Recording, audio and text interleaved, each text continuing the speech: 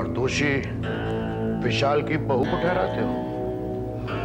मैंने ऐसा क्या किया है काकू जी जो आप मुझे यूं कह रहे हैं? अपने दिल पर हाथ रख के बोलो, मैंने जो कहा क्या गलत कहा है? बिल्कुल ठीक कह रहे हैं आप, लेकिन बात ऐसी भी नहीं है। हेमंत, तुमने जिस फर्म के शेयर्स अंधाधुंध खरीदे, उस कंपनी के शेयर्स का भाव एकदम गिर गया है। तुम्हें करोड़ों का नुकसान हुआ है और इस नुकसान का जिम्मेदार तुम बहू को ठहराना चाहते हो, वो भी ये कहकर कि जब से उस बेचारी के कदम इस घर में आए हैं तुम्हारा नुकसान हुआ है। नहीं हेमंत, इंसान अपनी तकदीर की लकीरें खुद बनाता है। ना तुम ये सट्टेबाजी में पड़ते, ना तुम्हारा ये। काकू जी, अगर आपका यह ख्याल है कि मुझे भारी नुकसान हुआ है तो यह आपका गलत ख्याल है, क्योंकि मैं अभी मार्केट के ट्रेंड्स देख रहा हूं।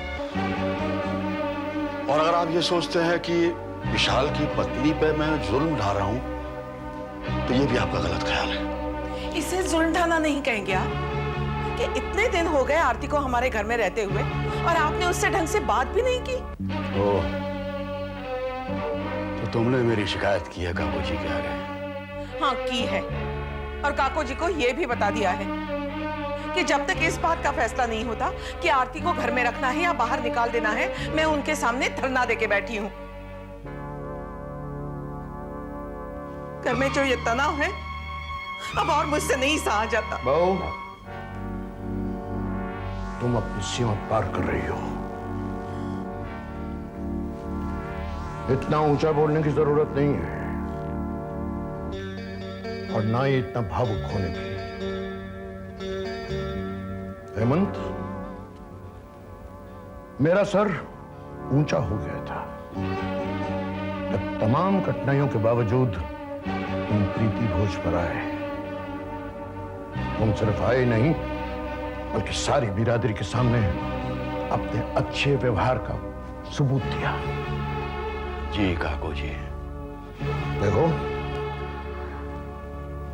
अगर तुम आरती को ऐसी किसी भी बात के लिए दोषी नहीं समझते हो तो इस बात का उसे एहसास दिलाना तुम्हारा फर्ज बनता है।